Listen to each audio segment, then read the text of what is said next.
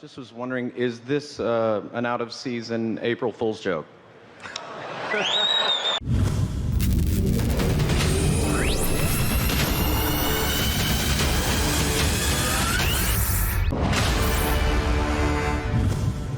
Hello everyone and welcome to Action RPG. I'm your host Aaron, and for today's video we're headed to the world of Diablo Immortal. Yes, red shirt guy. That happened in 2018. It's been 4 years and we still don't have our hands on Diablo Immortal.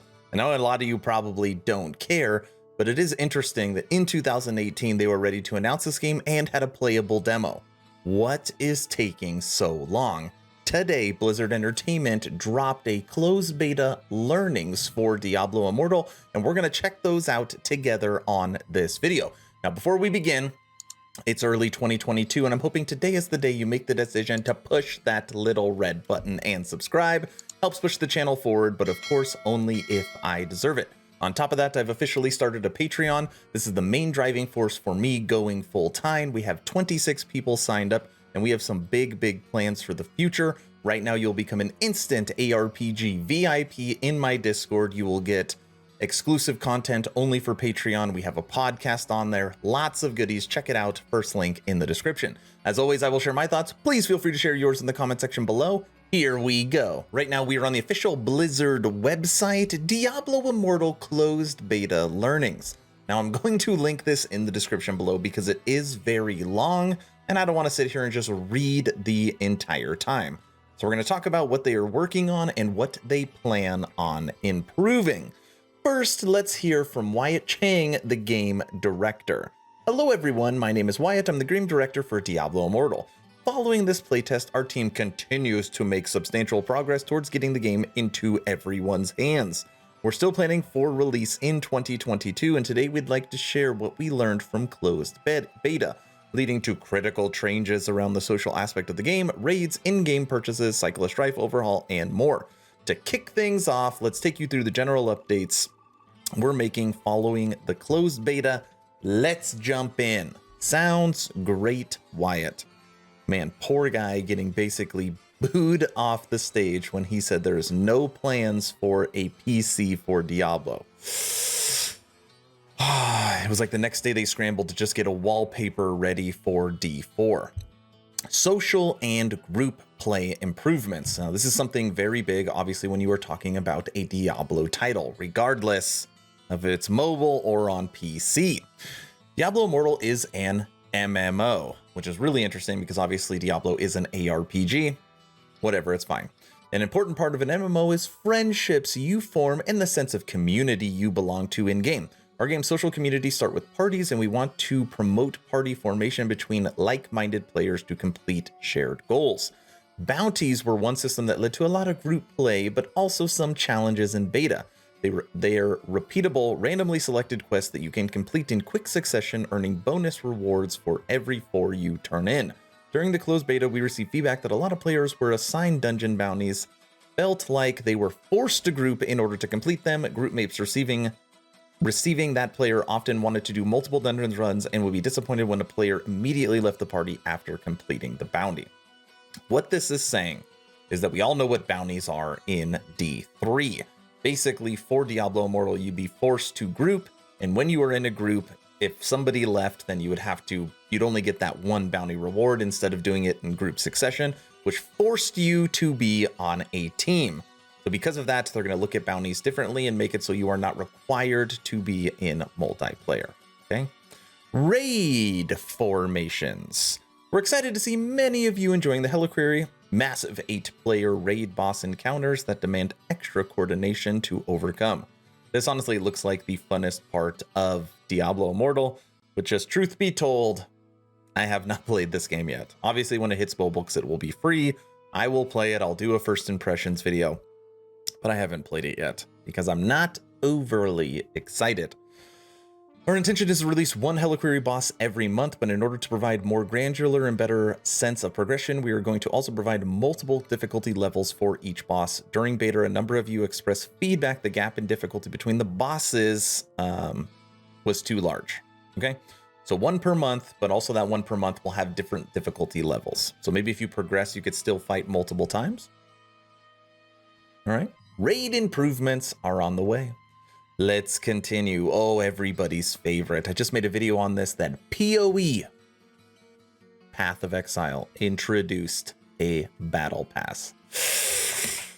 Our goal was always to keep Diablo's core gameplay, killing demons and getting gear accessible to all, regardless of whether players opt to engage in in-game purchases or not. I call BS, but maybe that's true. Purchases in our game are completely optional and should not detract for your gameplay experience. During the closed beta, we received a lot of feedback on our battle pass and in-app purchases. We're pleased that the battle pass is resonating well with many of you are finding the purchase to be a good value. However, we saw that the boon of plenty was not as well received. We're evaluating ways to improve the boon of plenty so it feels more valuable and worthwhile. Lastly, we saw much frustration around legendary gems and their impact on alt play in closed beta. Regarding your feedback, this system felt like it forced many of you to be committed to a single character rather than splitting your focus across multiple characters. We are working on a solution for this concern. Okay? Everybody wants alts in Diablo, so fix that. I think this is all fine. Battle passes to me. Ugh. Ugh. Controller support. Should say keyboard support. We would like that better. Is there any plans to make this playable on PC, or is this just strictly mobile forever? Are there any? The current plan is to be on mobile, both Android and iOS. We don't have any plans at the moment to do PC. Do you guys not have phones? Yeah, you guys all have phones, right? Last year, the community pleaded for controller support. We're happy to oblige, and the closed beta introduced a handful of compatible controller devices. Our goal is for the controller presence to be detected the moment that the game is launched. We want to handle connecting and disconnecting your controller more seamlessly and make controllers work in game menus. So by the time this game launches, they will have a list of what controllers will actually work with Diablo Immortal. So you're going to have the choice of controller or your thumbs on your phone. Warband improvements. Our intent with implementing warbands was to encourage small, consistent groups of players to play together regularly. We wanted to provide you with a tool to find other like-minded players who share the same goals. And you can tell the theme of this game. It is an MMO, not an ARPG. Everything consists of having a group together. And that is a lot of the feedback, is that people sometimes want to play by themselves and they don't want to be forced to have to play with others. We are going to expand warbands to be for groups of 8 players, and we're going to look at adding additional features to really make warband feel like a close circle of friends. We want to replicate the lucrative bonuses and incentives you already receive for running dungeons or Heliquery as a group for warband systems too. Okay? Thank you to all the closed beta participants. Warband improvements. I can say hand over heart, I'm not sure what warbands is for Diablo Immortal. System updates. Set item improvements. Now we all know if you played a Diablo game, normally you roll sets, because that is how it's been since Diablo 3. Sets have been the way of the land. What do we got here? Hello. In the closed beta we implemented a new endgame gear system to enable you to fill your secondary gear slots with set items. When you wore a sufficient number of these items in the sets, your character received additional bonuses. Most of you enjoyed the hunt for sets. We're excited to make more improvement to set items. We're looking at adding new sets to the game, and also be doing balances on the past existing sets so they support and complement particular builds and play styles. If the question was, will Diablo Immortal have sets? Yes, they're going to continue to improve upon them, and they're going to boost the older sets as well. Cycle of Strife overhaul. I know, this is a lot to take in. 2 more sections. We're almost there. The past couple of playtests, we've made significant changes affecting the fight for the Eternal Crown. Whoa. And we're not finished yet. The Cycle of Strife will be receiving a number of changes. Not of all will be disclosed in this blog. However, there is one key area we did want to focus on this post. The core structure of Cycle of Strife will no longer revolve around dark houses and a final immortal group. Instead, the Cycle of Strife will be based on clans competing with one another. To enrich the social experience, we're empowering your clan with the ability to become a dark clan. Forming dark houses wasn't very good for long-term social relationships. When every end of cycle occurred, it caused a jarring upheaval in your social system and network of players. Now, after a player's clan is made, the clan's members will join the shadows together. If that player's dark clan succeeds in besting the other dark clans and overthrowing the immortals, then that winning dark clan will become the Immortal Clan. So before, dark clan was bad. The big change is dark clan can now be good or equal. All right. I mean, this is one thing that I like about the game as well. Clans, guilds, being able to have that sense of community where you are actually achieving a goal together. It's very different than just finding a group, right? And running something. Like having an actual that social circle, I like that a lot better. Last but not least, World Paragon improvements. Yes, everybody's favorite word, Paragon. Dude, when I made my D4 update video and I talked about how they are going to be introducing a Paragon system, comment section was not very happy. Dude, look at all this. We're not going to read it all. Don't worry. We'll just read the first paragraph. Following the closed beta, we're revisiting the World Paragon system as Diablo Immortal is an MMO, which is likely what D4 will be.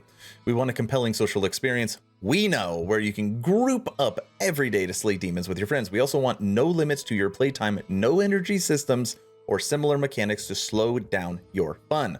But that leads to a challenge. We want to make sure friends who play different amounts of time each day can still always play together as a team, instead of strong players carrying the weaker ones.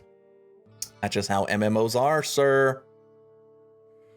In our closed alpha, we tried putting a weekly cap on experience. That approach had its flaws and didn't resonate with the test participants, so we removed it. For the closed beta, we introduced a new catch-up system, World Paragon, intending to keep friends from getting so far apart in power that they can't play together, and we're improving it further at launch.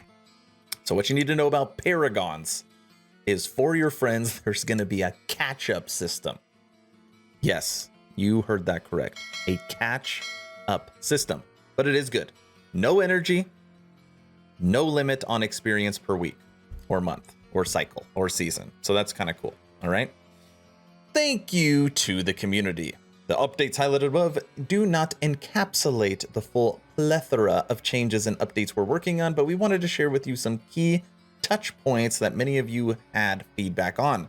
To our closed beta participants, we can't say enough. Thank you. Your feedback is valued by our team. Okay.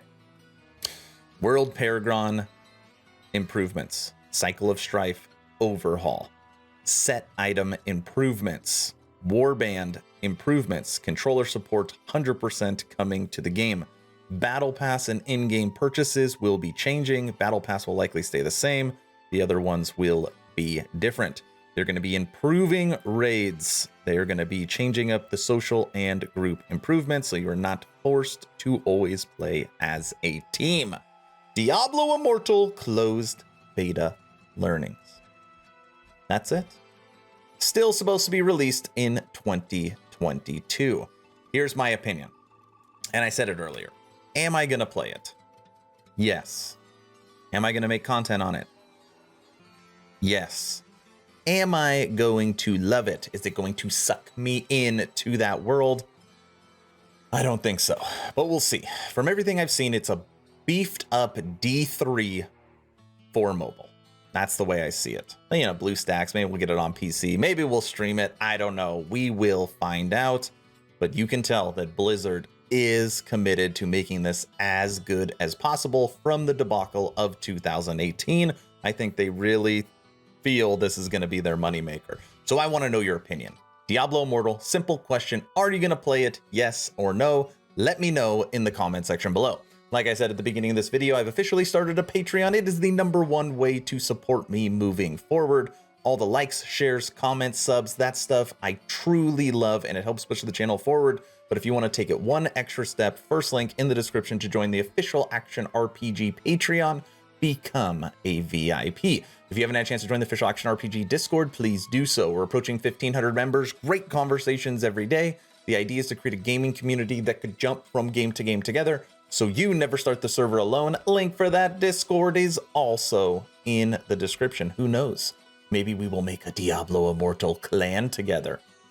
That's all I've got. Hopefully you were entertained or at least learned something. Aaron, out.